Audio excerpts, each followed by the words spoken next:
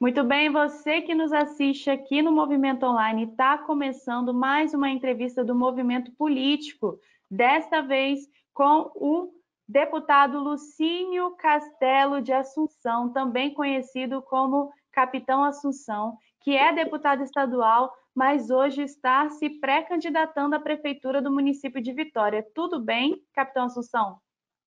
Tudo bem, minha amiga. Eu tenho uma grata satisfação de estar com vocês agora para responder as perguntas que vocês me fizeram. Nós estamos cheios da determinação, cheios da energia para poder transformar a cara da capital na capital mais importante do Brasil. Essa é a nossa missão. Ótimo, deputado. Vamos começar, então, querendo saber um pouquinho sobre a sua trajetória. Pode nos contar um pouco sobre sua trajetória e carreira, Capitão Assunção?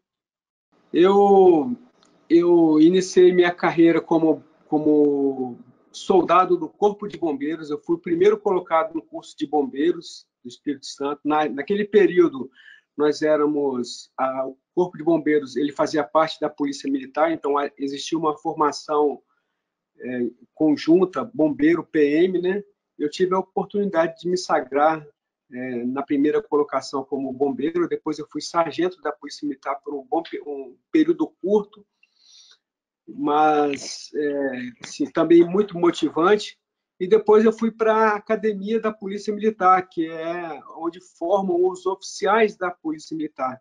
Os oficiais eles têm um papel importante dentro do militarismo, que são os que administram as corporações, tanto o bombeiro quanto a PM, eles são administrados principalmente por oficiais. Então, a nossa administração, a nossa formação acadêmica em segurança pública, que nos garante o terceiro grau, ele é excepcionalmente voltado para a administração.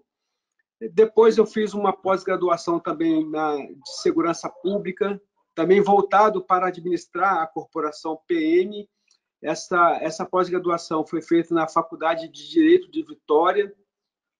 E no ano de 2005, a gente participava de algumas manifestações salariais, antes um pouquinho, né, no começo de 2000 para 2001, 2002, e nós dentro daquelas posições que a gente levantava para defender o salário dos policiais e bombeiros, que era muito baixa, nós sofremos uma represália e fomos transferidos para o interior do Espírito Santo. Eu fui parar no município de Ecoporanga, onde lá eu constituí família, tenho esposa e filhos de Ecoporanga, que moram comigo, obviamente nós estamos aqui comigo em Vitória, mas tem a sua raiz lá no interior do Espírito Santo. E me chamaram para um projeto político. Os dirigentes de associações me chamaram para um projeto político e levou o nome de plebiscito. O que era o plebiscito? Você escolheria dentre a tropa, a gente chama vulgarmente de tropa, aqueles que compõem a polícia e o bombeiro, os militares, né? Escolheria alguém que representaria a categoria na Câmara dos Deputados e na Assembleia Legislativa. E colocaram meu nome para ser um deles, para disputar uma vaga interna, né, para disputar a campanha de deputado federal. Foi assim que começou a minha vida na política. Nós fizemos uma campanha interna de 30 dias e eu fiquei em primeiro lugar. Fomos para a disputa de deputado federal, já valendo já pelo pleito de 2005, 2006, e eu fiquei na primeira suplência. Voltei para a minha atividade policial militar, eu exercia o comando da 2ª Companhia do 11º Batalhão no interior, né, em Ecoporanga, e 2 anos depois o deputado federal Neucimar Fraga, ele se candidatou a prefeito em Vila Velha, ganhou, e a vaga foi liberada para que eu fosse para a Câmara dos Deputados. Lá nós tivemos uma pauta muito importante, que foi o piso salarial nacional dos bombeiros e policiais, que levou o nome de PEC 300. Nós percorremos todos os estados da federação, todos os 27 estados, incluindo o próprio Distrito Federal, levando essa necessidade dos policiais e bombeiros se organizarem para poder sensibilizar a Câmara e o Senado para que aprovassem o piso salarial nacional. Nesse período de 2 anos de mandato, nós conseguimos aprovar o piso na primeira votação, mas não deu tempo de votar o segundo turno, né?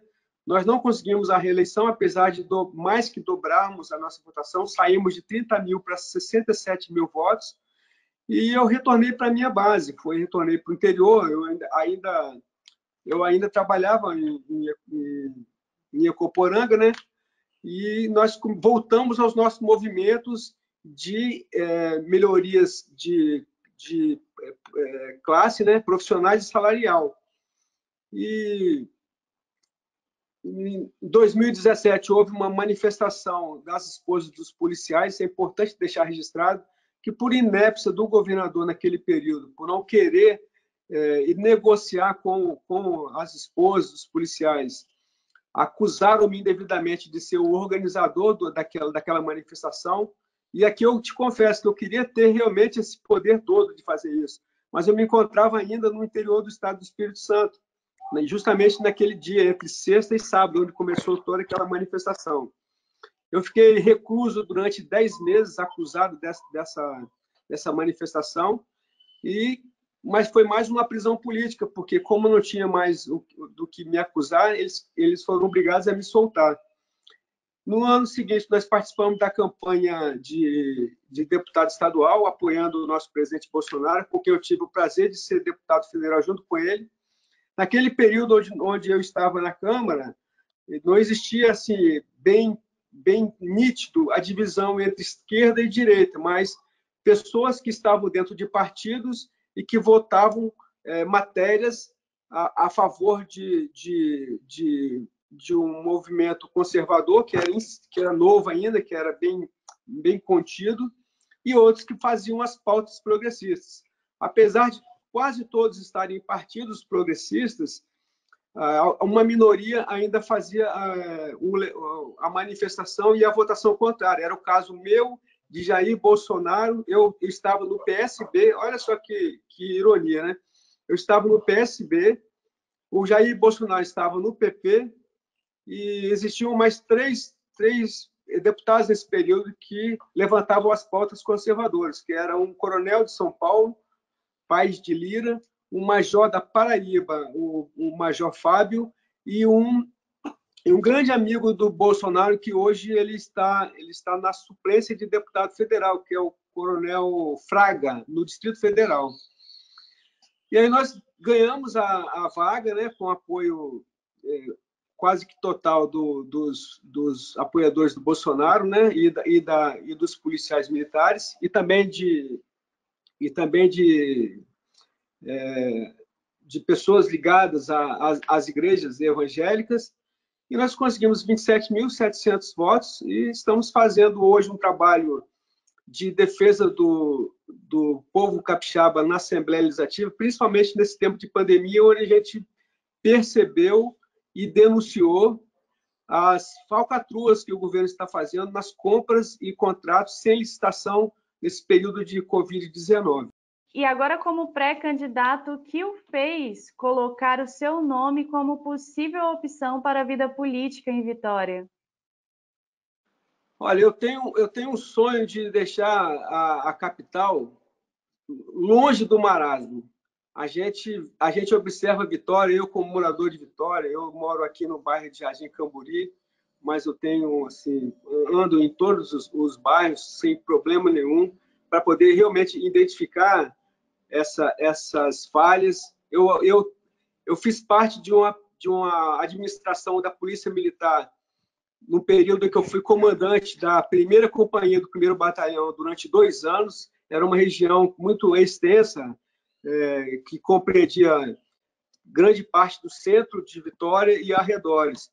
E de lá para cá a gente percebeu que as pessoas que administram Vitória, elas se comportam como administradores de condomínios, aquelas pessoas que fazem o básico para você poder ter uma vida razoável dentro da sua casa, dentro do seu apartamento. E Vitória merece mais. Eu percebo que nós precisamos sair do marasmo. Por isso que a gente precisa sempre estar renovando na política, para que as pessoas não possam se sentar em cadeiras e achar que aquilo é eterno. Porque se o político pensa dessa forma, ele acaba não produzindo para o seu eleitor. É por isso que me deu essa necessidade de mostrar algo diferente para a Vitória.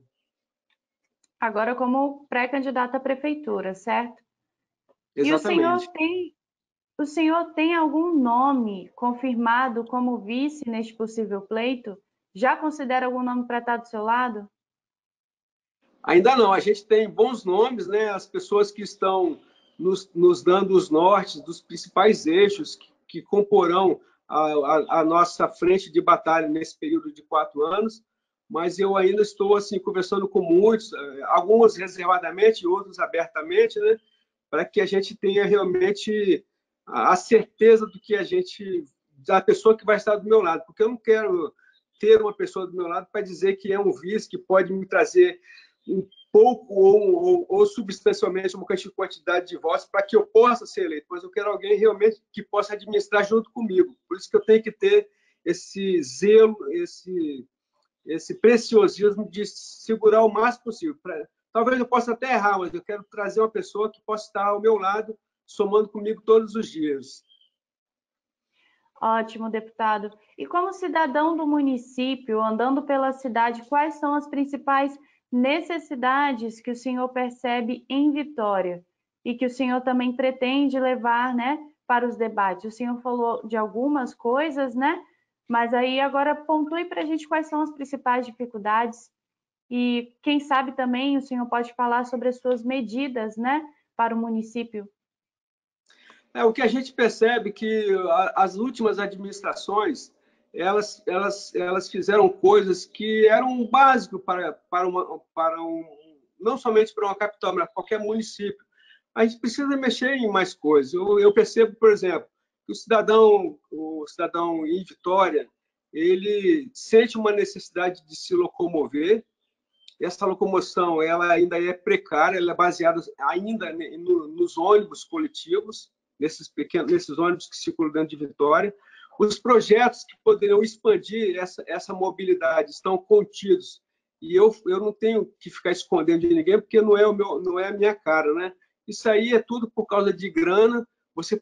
Nós temos uma característica fundamental que nos distingue de quase todas as capitais do Brasil, com exceção de Florianópolis, que é a questão de nós termos uma área muito grande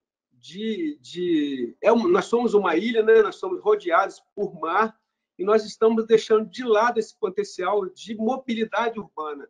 Eu não entendo por que as balsas não estão circulando ainda, dando essa nova opção de transporte para o capixaba. Você mata 2 coelhos com uma cajadada só. Você diminui o índice de criminalidade, os assaltantes. Como é que os assaltantes vão entrar dentro das barcas e assaltar alguém?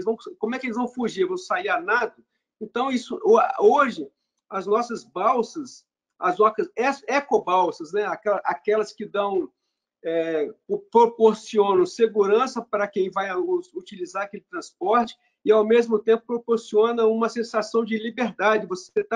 Já pensou que maravilha? Você vai para o seu trabalho por 3 ou 4 minutos e tem aquela visão maravilhosa de Vitória. Você chega no ambiente de trabalho de uma outra forma. Aí, quando você vai usar o transporte, não tenho nada contra o transporte tradicional, muito pelo contrário, ele vai até ser aperfeiçoado, mas nós temos o potencial de utilizar o nosso mar e ele está relegado ao último plano. Existindo promessas de que isso entraria em ação e até agora nada. Então, mobilidade urbana é fundamental para trazer paz para o cidadão, você diminui o índice de criminalidade, traz uma sensação lúdica para ele quando ele passeia pelo entorno até chegar ao seu local de trabalho e ainda traz segurança. São pontos fundamentais que você acaba deixando o cidadão mais à vontade para sentir o que é morar na capital. E ainda neste contexto, a respeito das necessidades dos cidadãos, qual é a sua avaliação da atual gestão do município de Vitória?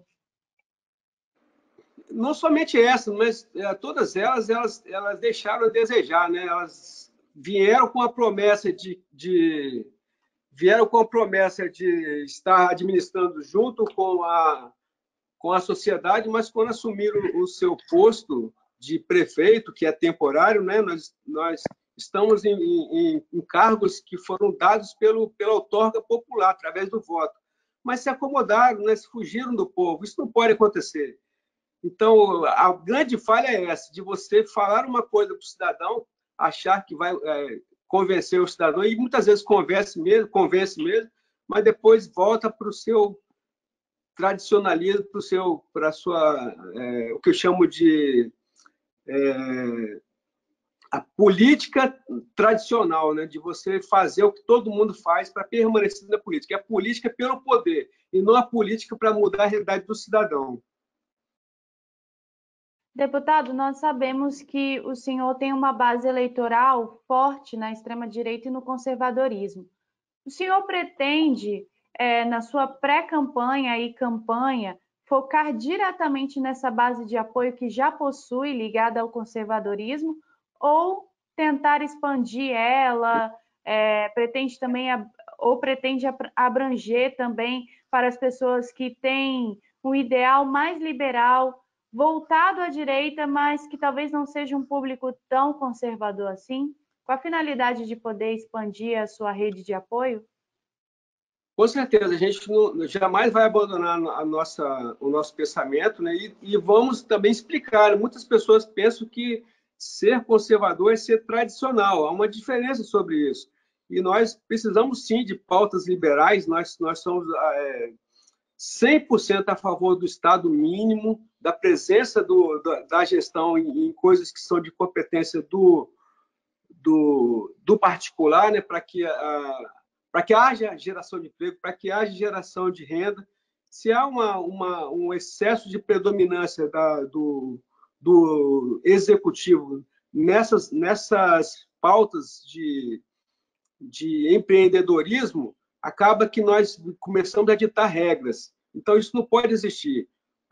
A mão do Estado ela tem que se voltar para as suas funções fundamentais, que é segurança, que é saúde, que é educação, principalmente. Se a gente começar a achar que nós somos Estado empreendedor, a gente vai fugir da nossa pauta. E a gente tem essa tendência de explicar para todo mundo qual é o papel de um gestor conservador. A gente está chegando ao fim da nossa entrevista, mas gostaria de deixá-lo livre, deputado, para agora, como pré-candidato, né, deixar aquele recado para os moradores de Vitória que estão nos assistindo aqui no Movimento Online.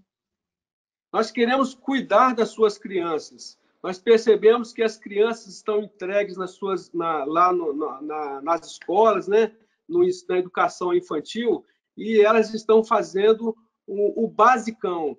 Nós, como gestores de Vitória, como prefeito de Vitória, a gente quer cuidar da sua criança para que ela seja um empreendedor de sucesso. Infelizmente, no Espírito Santo, na capital e em todos os estados do Brasil, a realidade de leitura é muito fraca. O cidadão lê 2 livros por ano. Assim, a estatística diz que é 4, alguma coisa, mas que começa a ler, mas que lê realmente são 2 livros. Então, nada você consegue transformar se você não tiver, desde o começo, desde a creche, o berçário, grupo 1 até o grupo 5, depois ensino fundamental, se você não tiver crianças que tenham essa determinação. E isso só se transforma através da educação. Então, a gente tem essa dedicação de estar cuidando das crianças, principalmente através das escolas cívico-militares, que vai ser um sucesso em Vitória. Muito bem, muito obrigada, deputado, pela entrevista, obrigada pela sua disponibilidade para estar aqui conosco, falando um pouquinho sobre a sua pré-candidatura à prefeitura do município de Vitória. Obrigada, deputado. De nada, fica com Deus, um abraço. Nós estamos chegando ao fim da nossa entrevista, mas você pode assistir outras do Movimento Político e também do Movimento Trânsito e Movimento Saúde no www.movimentoonline.com.br. Até mais!